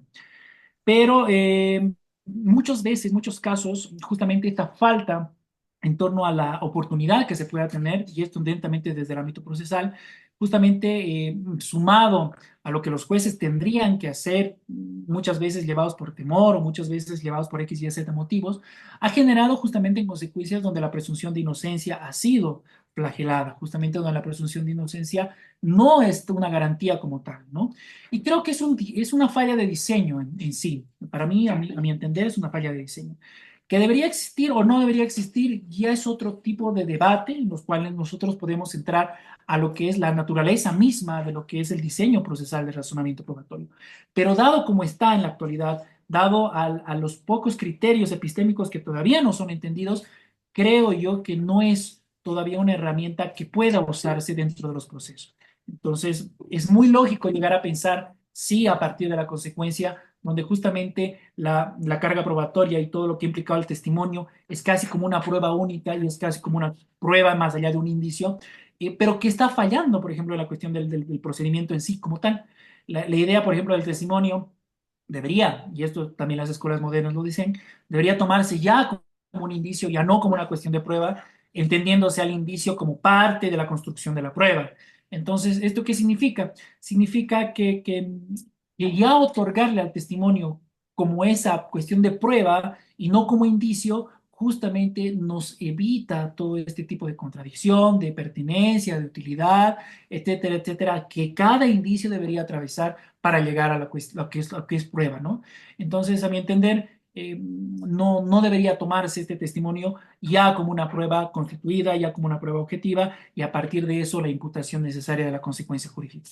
Entonces, creo yo, a mi entender, que nos falta ese pasito procesal y bajarle el testimonio a lo que es indicio y a partir de eso, ya que sea el criterio del juez donde actúe. En la plataforma también J nos dice, la ley 348 es un abuso del derecho. Sí, bueno, bueno, aquí yo voy a pegar por sesgo, ¿no? Yo voy a pecar por sesgo, porque quien les habla sigue una línea positivista, sigue una línea incluso positivista kelseniana, estudio bastante a Kelsen, es más, la escuela a la que yo siempre he representado es la analítica positiva, la italiana, la de Tarello, la de Génova.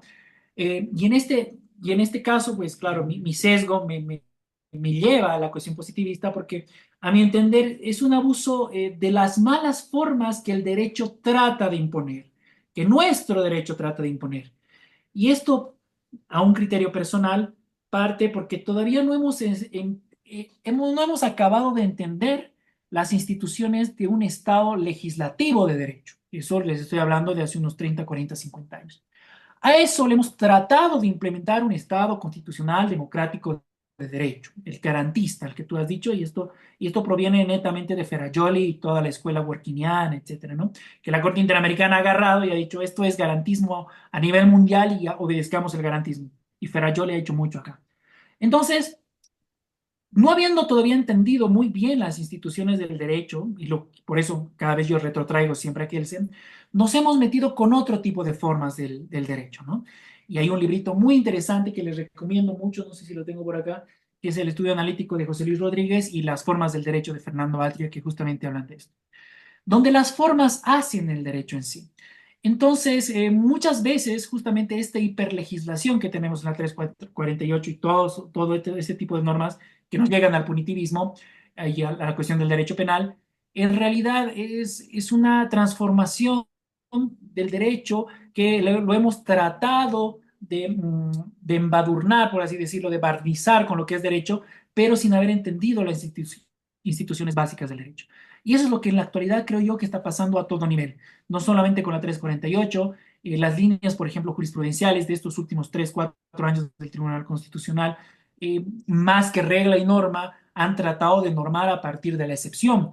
Y, por ejemplo, esto va en contra de lo que Kelsen y de lo que cualquier tipo de escuela positivista, y no me estoy refiriendo a un formalismo exacerbado, ¿no? Sino a un positivismo bien planteado, donde realmente se encuentra el derecho. Entonces la 348, si bien está bien barnizadita de lo que significa o lo que implementaría o lo que significaría el derecho, creo que nos hemos olvidado de estas, ¿no? de estas formas básicas. Entonces, yo creo que proviene también mucho de nuestro sesgo como sociedad y tratar de normar cuestiones que todavía no hemos entendido. Y creo que la 348 es parte de justamente ese tipo de forma que todavía no hemos entendido de lo que es el derecho. Bien, voy a convocar a todos los presentes para que puedan hacer uso de la plataforma virtual y poder también levantar la mano virtual. Se le va a dar la palabra para que pueda realizar alguna intervención en la que es permitido poder ampliar el tema, de repente interponer una pregunta o tal vez alguna experiencia también, con todo gusto. M nos dice, ¿cómo se garantiza la objetividad en la valoración integral de la prueba en la ley 348? Bueno, es bastante compleja esa pregunta porque obviamente yo tendría que responder como alguien que hubiese proyectado la 348, ¿no? Como alguien, algún asesor de algún legislador donde se hayan sentado y han dicho, ¿cómo garantizo yo la objetividad cuando ya en un principio habíamos señalado que existen lagunas axiológicas como el artículo 45.2 donde te dice, vos no tienes que tener sesgo y es casi imposible no tener sesgo dentro de un juzgado? ¿Cómo podemos intentar o pretender la objetividad detrás del razonamiento probatorio con la 348? Sería, creo yo, una pregunta un poco más específica en la que sí puedo responder. Dentro de lo que significaría esa pregunta, obviamente, creo yo que un análisis pormenorizado de lo que significa la argumentación de hecho como parte del razonamiento probatorio para identificar y señalarle al juzgador, señor juez, tú no tienes que entrar en este tipo de sesgos que a partir de lo que te indica el 45, que vos no deberías tener el sesgo, me agarro de ahí, yo te diría que la objetividad justamente está en la buena construcción del argumento de hecho que tiene que ver con el argumento de derecho. Cuando alguien interpone una acción de amparo constitucional alegando la cuestión del debido proceso, lo que tiene que atacar justamente es el razonamiento detrás de la valoración probatoria. ¿Qué es lo que ha hecho el juez? Si ha seguido un interracional en torno a qué, bueno, y conceptos que lo hemos visto hoy, ¿no? Convicción razonada, sana crítica, que pueden ser muy criticables, pero más allá de eso, si yo analizo la cuestión del razonamiento probatorio a partir de una serie de pasos donde realmente yo puedo decir, señor juez, sí, tiene razón, hay una motivación, la identifico la motivación, hay una fundamentación, la identifico la motivación, fundamentación, perdón, y a partir de eso una valoración, identificando, creo yo, que voy a poder establecer un cierto tipo de marco objetivo donde el juez tenga que valorar, donde el juez tenga que basar su razonamiento probatorio. Pero si yo no conozco todo el procedimiento detrás de una valoración probatoria, detrás del razonamiento probatorio, de cómo debe construirse una argumentación de derecho y cómo debe venir la consecuencia jurídica a partir de la argumentación de derecho, creo yo que ambos vamos a estar en una sin objetividad aludida, ¿no? Aquí, por ejemplo, hay un librito que me gusta mucho que lo estoy leyendo, que es Ensayo sobre la ceguera, de Saramago, y básicamente, si yo no muestro objetividad y el juez tampoco me va a mostrar objetividad, seríamos dos ciegos tratando de ver algo que no podemos ver. Y creo yo que a partir de esa luz que nosotros podamos otorgar, si realmente nosotros vamos a poder darle un marco normativo objetivo al señor juez, de decirle, no te salgas de este marco, porque si te sales de este marco, tengo todavía una jurisdicción donde vas a respetar mis derechos y garantías. Manuel Céspedes del Facebook también hace una pregunta y me parece interesante. De repente es una pregunta que se veía venir porque hay varias situaciones a lo largo del proceso que pues llaman la atención. Por ejemplo, el enfoque interseccional, el derecho reforzado o la doble protección, la perspectiva de género, ¿todo esto es sinónimo de presunción de culpabilidad? Sí, sí, esa pregunta igual se la veía venir, ¿no? Eh, a ver, y aquí tampoco, no, aquí sí no quiero que implique mi sesgo, ¿no?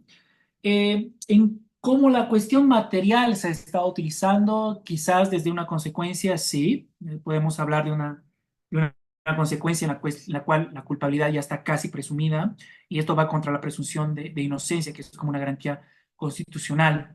No obstante, creo yo que la idea, justamente de donde nace, que era una buena intención de tratar de identificar cierto tipo de particularidades, y obviamente esto viene del constructivismo, ¿no? Y esto es un constructivismo bastante bien trabajado a partir de otro tipo de autores, pero justamente pecamos por no entender cuál ha sido la idea o cuál ha sido la intención de visibilizar ese tipo de cuestión vulnerable interseccional, ¿no? Como les decía en medio de la charla, el camino al infierno está lleno de buenas intenciones.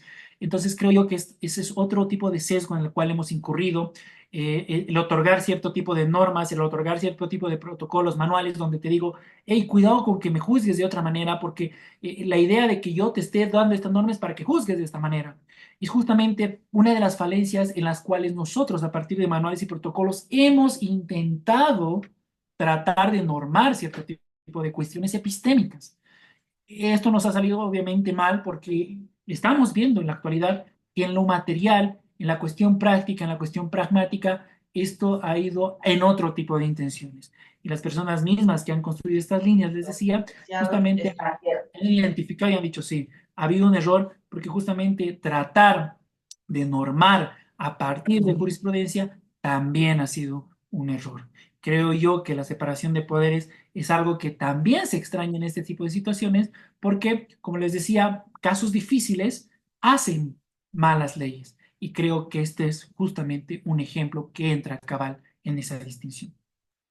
Me quedo con este tema de los manuales porque vemos una serie de protocolos que le están aplicando actualmente en todas las audiencias, desde el comienzo, es decir, hay protocolos para poder llevar estas audiencias. Pero bueno, sobre la ley 348, el señor o el colega Lionel Hutz dice lo siguiente: con la instauración de estos protocolos hay un hipernormativismo porque estos protocolos no son leyes, pero aún así exigen su cumplimiento como si tuvieran el mismo rango de ley. ¿Cuándo se debe aplicar con preferencia la norma?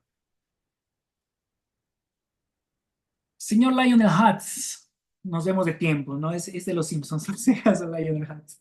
Pero a ver, sí, la idea de, sí, es justamente lo que dice nuestro amigo Lionel, ¿no? Porque hay un hipernormativismo, como les decía, es una cuestión endémica de América Latina. A esto, a los protocolos, que en esencia, les decía, son herramientas epistémicas, las estamos volviendo herramientas deontológicas, es decir, el derecho, las leyes, las normas, tienen una dimensión deontológica, es decir, como debe ser, pero también tienen una dimensión epistémica y tienen una dimensión fáctica. Los protocolos justamente tratan de manejarse dentro de la cuestión fáctica, dentro de la cuestión epistémica, es decir, como nosotros identificamos hecho uno, hecho 2, hecho 3. A partir de eso, que lo queramos llevar a otro tipo de dimensión, es justamente como nosotros todavía no hemos llegado a entender cierto tipo de instituciones básicas del derecho, como el principio de imputación, en vez del principio de causalismo. ¿Cuál se debe aplicar como referencia? Se debería aplicar como referencia a lo que es la norma. En sí, lo que se debe aplicar es la norma, no lo que se debe aplicar es el protocolo. Pero esta es una mala usanza. Esta es una mala usanza que creo yo, a partir de los dilemas que hemos empezado a entender, hemos dicho, bueno, la norma no me ha servido, le daré manual, le daré protocolo uno, protocolo 2, protocolo 3, para vos cómo debes juzgar. Creo que esta es una mala práctica que básicamente México y Colombia sí la han usado, la han utilizado, pero que nosotros justamente hemos llegado a este tipo de confusiones conceptuales. Y me voy a quedar con este tipo de pregunta porque la idea de una confusión conceptual tiene mucho que ver con la escasa tradición analítica que nosotros como cultura jurídica tenemos.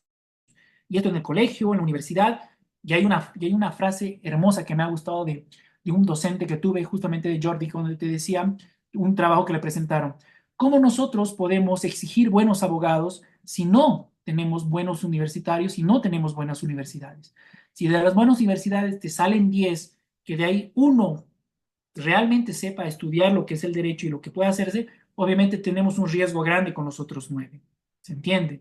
Y eso implica una cuestión de seguridad jurídica. Esto todo está relacionado. Y esto es parte de lo que implica la falta de precisión conceptual. Esta escasa tradición analítica que nosotros tenemos a nivel Bolivia, a nivel Latinoamérica, porque esto también es a nivel Latinoamérica, justamente hace de que nosotros apliquemos el protocolo como si fuera una ley, como si fuera una norma, siendo que nosotros tenemos toda una jerarquía normativa y que incluso la mal llamada pirámide kelseniana, yo soy enemigo de esa frase porque estudio bastante a Kelsen y Kelsen jamás dijo eso, pero sí habló de cuestiones jerarquizables, ¿no? Escalables, y a partir de eso se establece lo que es ley, lo que es norma, lo que es resolución, lo que es constitución, etcétera, etcétera. Pero los protocolos no son normas, no son ley, no provienen de un aparato legislativo, no provienen de lo que tiene y de quien tiene la legitimidad democrática. Y aquí en términos jovesianos podemos hablar del pacto contractual, es decir, del autogobierno que yo establezco a partir de la representación democrática. Con la aplicación normativa de protocolo también se afecta lo que es la cuestión democrática, y especialmente en un Estado democrático social de derecho, etcétera, etcétera.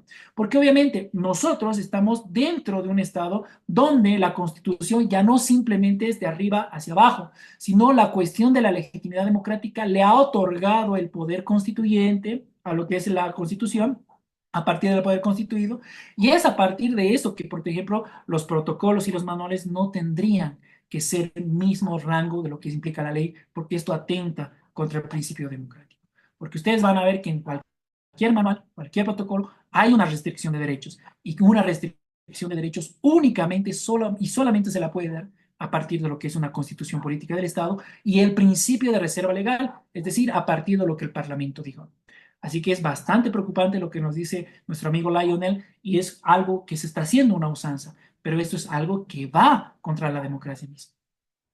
Justamente el artículo 410 de la misma Constitución Política del Estado con relación al 256 ha señalado esta jerarquía normativa y ha establecido incluso que puede ser una aplicación superior incluso a la Constitución Política del Estado, aquellos tratados internacionales pero que sean ratificados por el Estado boliviano con la única finalidad de tutelar de mejor manera los derechos y garantías de las personas. Y me parece es un gran avance, ¿no? Lo cual nos permite que esta aplicación no solamente sea para la víctima, sino también deba ser aplicado para el imputado, ¿no? Que es muy importante. Me quedo con una pregunta que la realizan también a través de el TikTok y nos envían de la siguiente manera. Ha indicado usted en su ponencia que hay cosas que no se han entendido, que no se han interpretado de la ley 348. ¿Qué es lo que tiene confundido en la sociedad? Esa es la pregunta. Sí, sí, y creo que he empezado con eso. Los criterios epistémicos de violencia, creo que todavía es algo que no hemos entendido. El artículo 45.2 que te dice sin sesgos, eso es algo que no sé si materialmente es posible. La idea de quitarle al juez todos sus sesgos es casi imposible. De que me explique, me motive y me fundamente si es algo a lo que materialmente puedo llegar. Pero la idea de cómo yo entiendo la violencia, cómo yo entiendo grupos vulnerables, cómo yo entiendo la interseccionalidad, cómo yo entiendo incluso los sesgos epistémicos es algo que todavía, y no sé si una norma podría ordenarte si es que vos no tengas sesgos, cuando es algo que es algo totalmente inherente a lo que es la cuestión humana. Por eso muchas veces pretendemos que los jueces deberían actuar con una imparcialidad casi mecánica, casi maquinaria, por así decirlo, ¿no?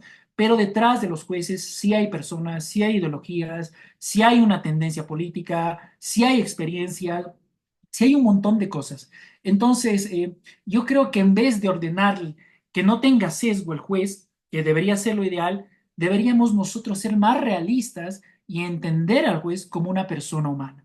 ¿Quiénes hacen esto? Justamente les decía, los realistas del derecho ya establecen una relación, por ejemplo, entre política y derecho. Y no hacen de ojos ciegos y dicen, no debería existir relación entre política y derecho. Dicen, sí hay una relación entre política y derecho y hay que delimitarla. Sí hay sesgos detrás de cada juez y hay que delimitarla, etcétera, etcétera, etcétera. Eso hace que sociedades tengan instituciones mucho más fuertes. No hacer de vista gorda, es decir, ser mucho más éticos, intelectuales y decir, sí hay cierto tipo de sesgos detrás de cada juez y siempre lo va a haber. Y eso es algo que hace la sociedad estadounidense y que me gusta bastante, porque detrás de cada firma grande, por ejemplo, hay un estudio de cada juez. Este juez tiene un cierto tipo de estudio, tiene cierto tipo de sesgo, y voy a tratar de adecuar mi argumentación para que ese tipo de juez pues tenga cierto tipo de predictibilidad. Lo que todos buscamos y lo que toda teoría jurídica, por más discursiva, por más engorrosa, por más abstracta que sea, lo que intenta es una predictibilidad jurídica, intenta una objetividad detrás de cada tipo de decisión. Y eso se lo hace entendiendo, y eso se lo hace también siendo honestos, entendiendo quiénes son parte de un proceso. Pues las partes, la norma, todas las circunstancias epistémicas, todas las circunstancias del derecho también son parte de lo que implica la decisión judicial. Por eso es que en la actualidad hay estudios en torno a lo que significa la decisión judicial, lo que es la psicología de la decisión judicial, y están siendo mucho más certeros que simplemente ver lo que dice la norma. Entender quién está detrás de la interpretación, detrás de la argumentación y detrás de la decisión judicial realmente nos va a abrir los ojos para que nosotros entendamos que realmente estamos en un sistema que falta bastante por pulir, que falta bastante por entender, pero que justamente creo yo, este tipo de espacios nos adelantan para que nosotros podamos hacer algo justamente con este tipo de oscuridad. El tema que nos ha reunido para esta noche es precisamente la valoración integral de la prueba en la Ley 348. El conjunto de las personas que estamos presentes en esta plataforma, ya como último llamado, podemos pedirles para que puedan levantar la mano virtual e intervenir para poder realizar una pregunta o de repente podemos ampliar el tema. Pero bien, tengo un criterio muy interesante y lo voy a tratar de desarrollar también. Es cierto que en las medidas cautelares, me refiero yo al artículo 233, 234, ¿no?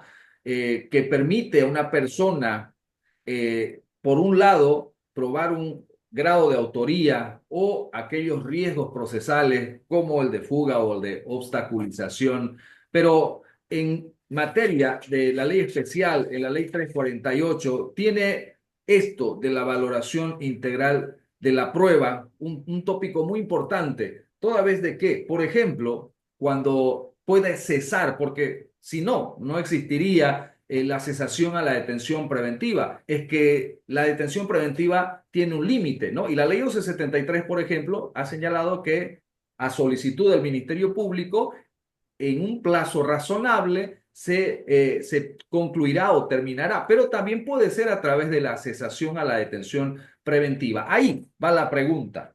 Toda vez que en el artículo 235 de la ley 1173, que ha modificado precisamente la norma, indica que debe haber una valoración integral de todos los elementos de prueba. La pregunta en el fondo es si cuando refiere a un momento de cesación a la detención preventiva, el juez debe únicamente valorar lo que se ha traído a esa cesación a la detención preventiva o es que deberá de valorar todo el expediente, no solamente los hechos, las circunstancias, sino además también otros elementos de prueba que sean favorables al imputado. ¿Esto podría ser una valoración integral de la prueba o solo seremos caballo cochero y revisaremos la prueba que trajo la parte solicitante o incidentista y más allá no podrá ver el juez? En resumen, doctor. Sí, la idea del concepto de integralidad proviene de la Corte Interamericana, que al mismo tiempo se basa en Working, que hace una cuestión interpretativa integral, ¿no? Es más, te hace una interpretación de que todas las normas deberían ser y las resoluciones deberían ser parte de un capítulo. Entonces, debería ser un análisis, una interpretación integral. Y la valoración probatoria, obviamente, proviene también de este tipo de criterio y proviene también de este tipo de concepto, ¿no?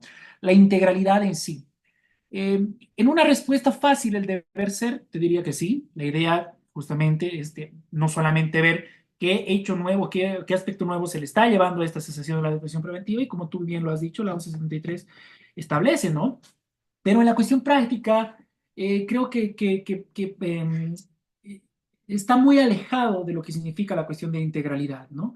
La idea de una cuestión nueva, y como yo he visto que no todos, obviamente, y como yo he visto que los administradores de justicia tratan a los elementos nuevos, que justamente tratan de desvirtuar los riesgos procesales y toda la cuestión, basan simplemente en el elemento nuevo y no hacen una valoración integral como debería hacerse, ¿no? Tanto para el imputado como para la víctima. Las causas podríamos debatir en torno a la sociología jurídica, ¿no? De por qué el juez no valora integralmente cuando la ley misma te lo dice, valora integralmente. Es más, hace una interpretación sistemática de todos los elementos. El deber ser, como a donde nosotros tenemos que estar en esa dimensión, es que básicamente la integralidad tendría que funcionar de esa manera. Tendría que funcionar como una cuestión de no solamente ver, ¿no? La cuestión probatoria, sino todo el contexto. La idea, por ejemplo, de la integralidad también tiene que ver justamente con la cuestión de interpretación fáctica, normativa y todo lo que pueda venir a favor de lo que es el reo y todo esto, ¿no? Pero de cómo se hace ya es muy distinta la discusión, ¿no? De cómo se hace realmente a lo que el juez debería hacer o no hacer, es justamente en esa dimensión. Ahora, que nosotros normativamente podemos exigirle al juez una integralidad, lo podemos hacer. Justamente a partir de qué criterios? De los criterios que ya habíamos hablado del razonamiento probatorio, en torno a una argumentación de hecho bien construida, por ejemplo. Una argumentación bien construida con un elemento nuevo, ya hace otro tipo de consecuencia jurídica. Yo creo que esa identificación ayuda bastante, bastante a momentos de argumentar, porque obviamente la identificación propia como tal y la consecuencia a partir de la imputación que yo haga a un significado jurídico de una cuestión de hecho, me va a permitir a mí tratar de mejorar o de modificar la situación jurídica en la cual está ya sea el imputado o el que esté o el que esté pretendiendo este tipo de argumentación. Entonces, la integralidad como una cuestión normativa y entiéndase normativa desde el punto de vista prescriptivo, es decir, de lo que el juez debe hacer, no es una cuestión discrecional, es una cuestión que yo podría aludir como una obligación legal, porque justamente la valoración integral tiene que ser tanto para una parte como para otra parte por principio constitucional del derecho.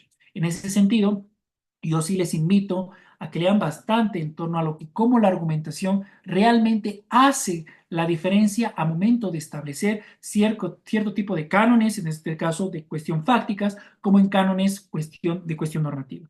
En ambos casos yo creo que debería ser un deber ser una obligación, no simplemente una sugerencia que yo te diga, señor juez, vos deberías estar haciendo esto, sino como una obligación, porque la cuestión de la integralidad no solamente es porque vos tienes que alzar la vista a ver qué existe, no, simplemente vos estás decidiendo sobre algo y justamente es una cuestión interpretativa que proviene de la Corte Interamericana. Entonces, es un concepto que no hay que tomarlo muy a la ligera, creo que es un concepto que ayuda bastante para cualquiera de los casos, pero por principio constitucional la valoración integral sí funciona para ambas partes.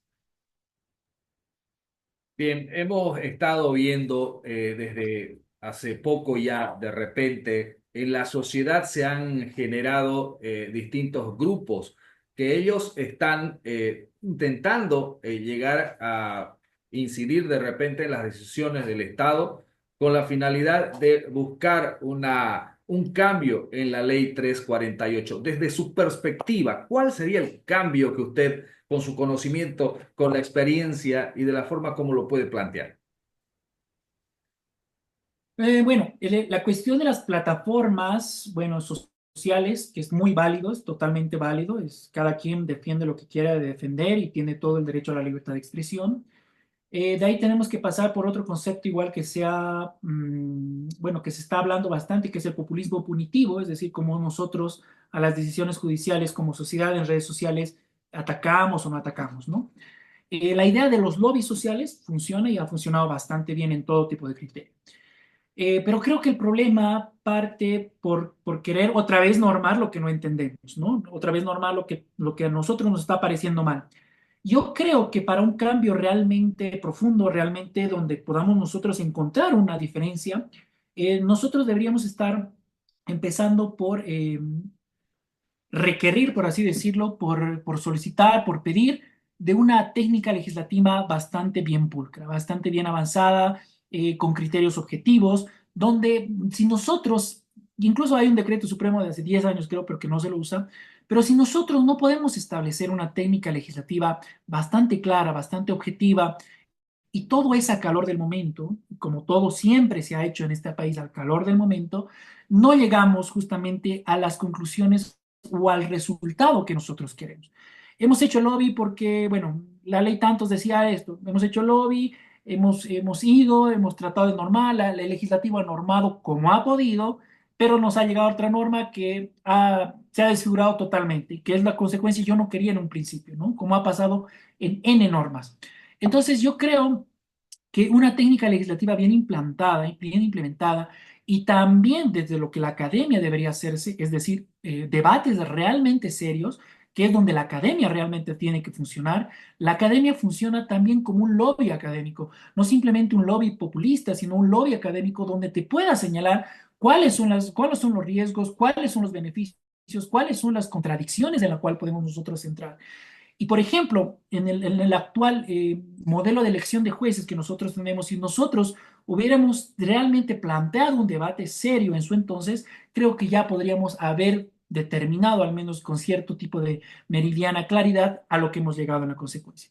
Y así pasa con la 348, así pasa con la 63, así pasa con todo tipo de norma en la cual nosotros pretendemos, el legislativo hace lo que puede, el judicial hace lo que puede y tenemos un cierto tipo de resultado en el cual decimos, creo que no debíamos haber hecho esto.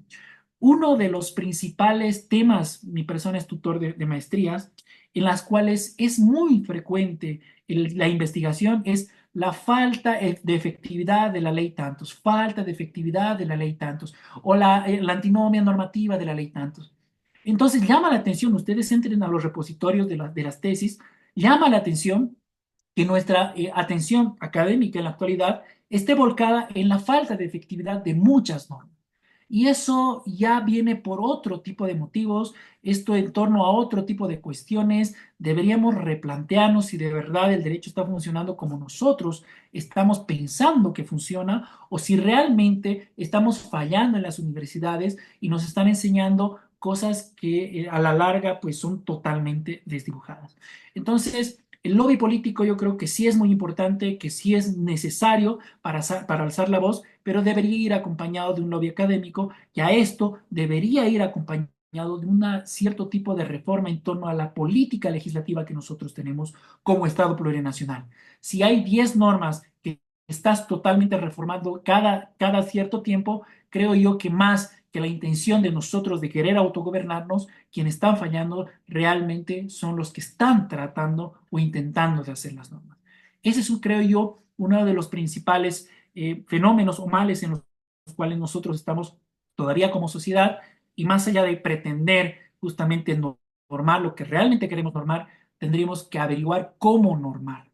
Y a partir de eso realmente, si hay ese tipo de consistencia entre lo que queremos normar, cómo lo normamos y el resultado de qué es lo que estamos normando. Nos falta todavía bastante, pero creo yo que todavía estamos tratando de encontrar el norte a partir de ese tipo de criterios. Gracias, doctor. Me quedo muy satisfecho, honestamente, y quiero agarrar esta parte en la que usted ha ido concluyendo también, que estos son los escenarios en donde el conjunto de las personas vamos a poder dialogar, debatir y poder extraer de repente este tipo de situaciones que nos permitirá conocer más a profundidad la norma, la ley, los criterios y como el día de hoy habíamos visto aquellos sesgos también, ¿no? Materia interpretativa. Entonces quiero agradecerle, querido doctor, por su presencia. Sabemos que usted tiene un compromiso también luego y bueno, espero que no sea la última y en otro momento nos pueda nuevamente volver a acompañar a este grupo de estudios que estamos en todo el país, en los 9 departamentos, conectados a través de las redes sociales. Muchísimas gracias, doctor. Claro que sí, el agradecido soy yo. Muchísimas gracias por invitarme a este espacio que ya lo habíamos pospuesto, ¿no? Bastante tiempo.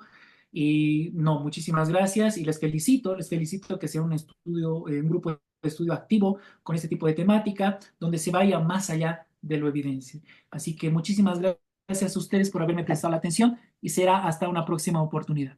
Hasta luego.